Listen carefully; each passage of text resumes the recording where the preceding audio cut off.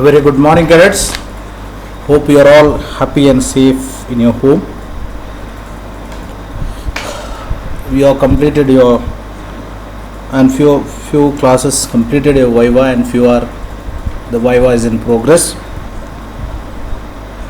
I repeat once again, the cadets who are watching YouTube videos, the number is gone down, maybe because of various reasons, but there is no excuse, because finally the schools will open and you have to come back to the school and you have to face the final examination.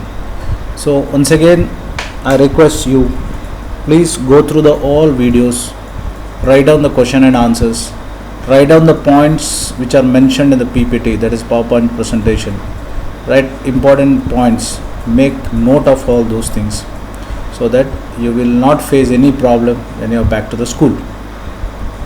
Cadets, till now we completed chapter up to 5, that is last chapter which I taught is rulers and the buildings.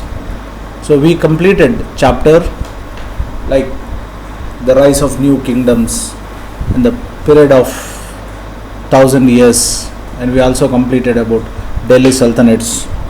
And cadets, if you observe closely, class 7 standard textbook mainly deals about initial chapters, that is chapter 2, 3 and 4. They deal about the empires, various empires which ruled India during the medieval Indian period. The later chapters, that is chapter number 6, 5, 6 onwards, the chapter number 5 it deals about the architectural style or building designs which was followed by the emperors of medieval Indian history. Now chapter number 6 deals about how towns, traders and craft persons, how the townships developed during the medieval Indian history. Townships, trade centers, how they are all developed. This is what we are studying in the chapter number 6. Why this development of townships, trades, crafts persons is very important? Because this is a time where the British or the European powers, they expanded their trade, or they reached India in search of the spices. So definitely, why the European trading companies landed in Asia, especially in India, majorly for the purpose of trade and commerce. That's why Europeans were the mercantiles, they were really merchants. They landed in India as merchants, but because of the political situations, they slowly turned as our rulers and ruled us till 1947. So chapter number 6, we deal about towns, traders and craft persons. In this chapter we study very closely about the various trading centers of medieval Indian history. Observe the map. Okay, you see the trading centers of medieval Indian history. Map 1. Some important centers of trade and artisan productions in central and south India. So you see, from Kabul, that is Kabul to Madurai, you can see lot of centers are given here. Kabul, Vrindavan, Pushkar, Ajmer, Ahmedabad, Murshidabad, Calcutta, Somnath, Bombay. Even you see Bijapur is mentioned, where our Sainik school is located. Bijapur, Bidar, Golconda, Masulipattanam, Hampi, Kamalapur, Shivamalai, Tirupati, Kanchipuram, Madras, Tiruvannamalai, Mahabalipuram, Uriyur, Thanjavur, Madurai. Now cadets, please go through the atlas and locate or name the state where all these places located. For example, Ajmer is in which state? Somnath is in which state? Like that. Bombay, like it is in Maharashtra. Like that. Make an activity in which you should able to locate or the name the states where all the towns which are shown in the map number 1. Cadets, here I am spending more time in this map. You see, even today Bombay is one of the major center of trade in India. That's why it's called commercial capital of India. Political capital of India is New Delhi. Bombay is commercial capital of India. British landed in Surat. This is a place where British landed in the year 1600. Later, British shifted their trade to this particular place, that is Calcutta. Once British expanded their trade in Calcutta, then they expanded their trade in Madras, and finally they expanded their trade in Bombay. So British trading centers initially started in Surat, but it was not a major center. But later they shifted to Calcutta, that is Bengal, then to Madras, then to Bombay, and finally only British concentrated on Delhi. They were not interested in Delhi. Now the question is, why they were not so much interested in Delhi? Can you answer this question?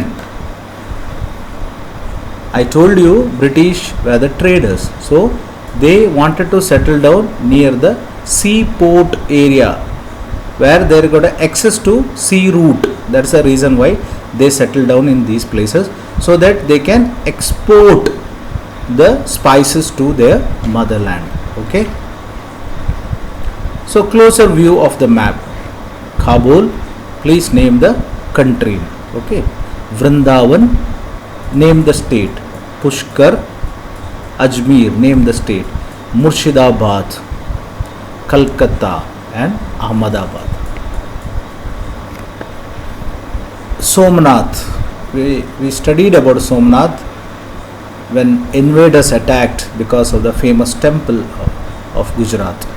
Surat was one of the largest trading center of those days, because Surat was known for the cotton textile industries.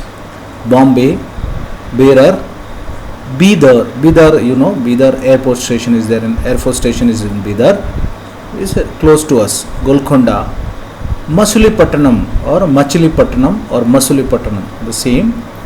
Bijapur because the Adil Shahis of Bijapur. Further south, that is Hampi.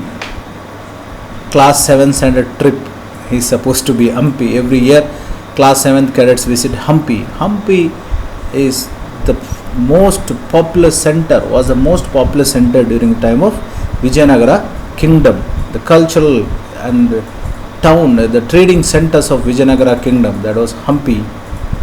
Then we have speak about Tirupati, you know, famous for Balaji temple. Madras, Mahabalipuram, shore temples of Mahabalipuram, very very popular temple. Tiruvannamalai is a place near to Bangalore. It is in Tamil Nadu. Kanchipuram, you know, you may be heard about Kanchipuram sarees. Kanchi is very very popular place. These are all textile centers.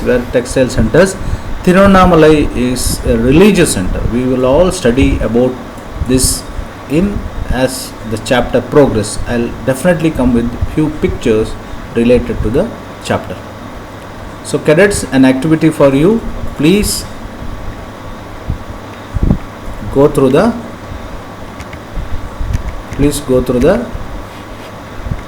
okay, and go through the states, and please locate the state. And let us move to the what we are going to study in this chapter, that is highlights of the chapter. We are going to study about administrative centers.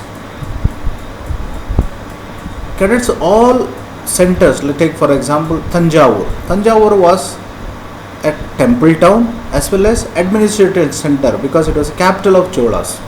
Hampi was the capital of Vijayanagara dynasty, as well as it was a cultural center as well as pilgrimage or temple town. So we are going to study about which were the administrative centers of medieval Indian history. Then we are also going to study temple towns and pilgrimage centers, the centers where people used to visit. Then we are going to study a network of small towns. A small towns like Kanchipuram was a small town.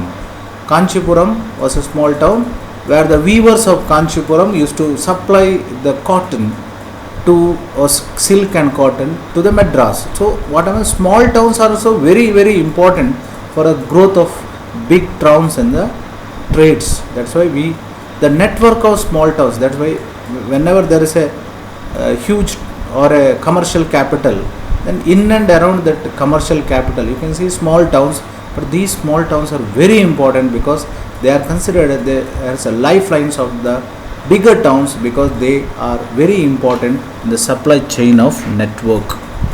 Then we speak about traders, big and small, and next we study about Hampi, Machilipatnam and Surat.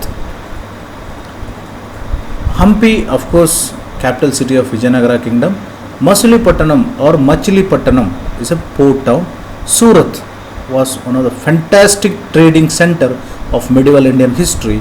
So we are going to study about how Hampi was the cultural, commercial center of Vijayanagara dynasty, how Hampi got its own importance in the medieval Indian history. And we are also going to study about Machilipatnam and Surat. And later we are going to study about, apart from Hampi, Machilipatnam and Surat, few new towns and traders, they started getting importance. So this is what we are going to study about, emergence of new towns and traders in the medieval Indian history. So cadets, please go through, I am going through once again highlights of the chapter, means what we are going to study in the chapter: administrative center, temple towns and pilgrimage centers, a network of small towns, traders of big and small, closer look of Hampi, Machilipatnam, Surat and new temples, towns and trades. Once again, this is an activity I am giving. You have to write down the states where they are located. For example, Golconda. At present, Golconda is located in which state? That is an activity you have to do. Let us move to the chapter. The topic number 1, which we saw, that is administrative centers. When we speak about administrative centers, Tanjavur was one of the major administrative center because it was the capital of Chola kingdom. Because Tanjavur was the capital of Chola kingdom, it got lot of highlights, and another major reason why they selected Tanjavur as a capital city because of the rich delta basin of river Kaveri, because water is a source of life. So most of the capital cities or the dynasties, they definitely grew in and around the river basins or river belts. Tanjavur was the capital of Chola. The town was blessed by the river Kaveri. Tanjavur was also known for the temple construction or called as temple town. Kunjaramallan Rajaraja Perundachan carved his name on the walls of the temple. Perundachan means Rajashilpi in Kannada. Rajashilpi in Kannada. In English, the chief architect. Take for example, if you are constructing a building today, building called definitely we need a design and architect and plan. So chief architect, that is Perundachan in Tamil, and the same in Malayalam also. So he wrote his name on the walls of the temple as a mark of respect for himself, because he is the person who is behind the construction of such a huge temple, that is a Brihadeshwara temple at Tanjavur. Besides the temple, there were palaces, mandapas or pavilions, which were used as king's court and barracks for army. So not only temples were there in Tanjavur, palaces were there, courtyards were there, that is mandapams were there, and other important places were there. They were all used later part as a barracks for the army of Rajaraja Chola.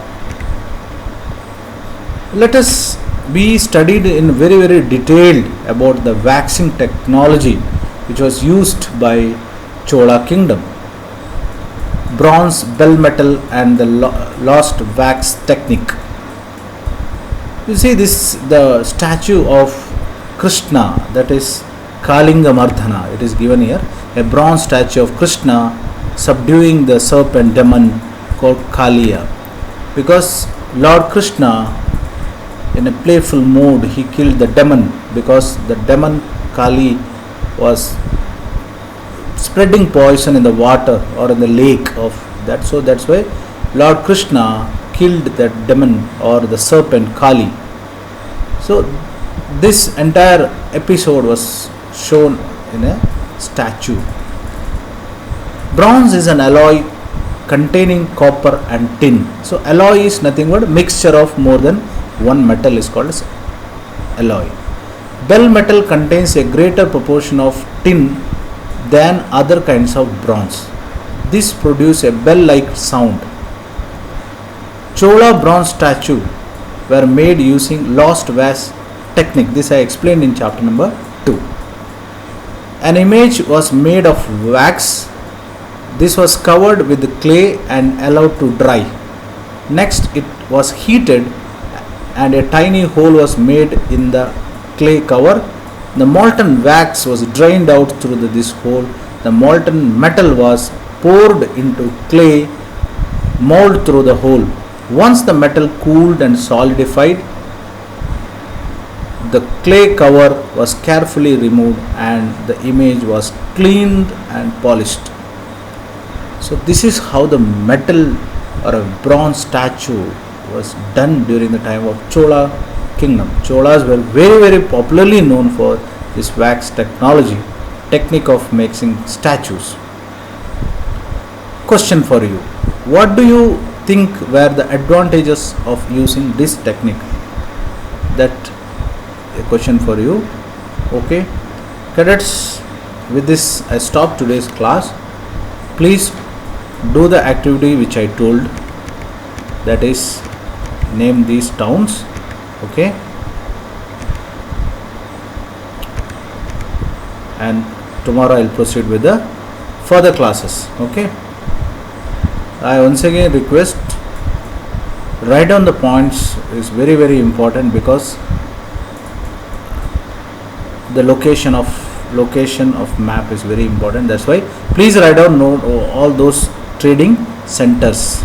Okay, take care. Wish you a wonderful day. Thank you.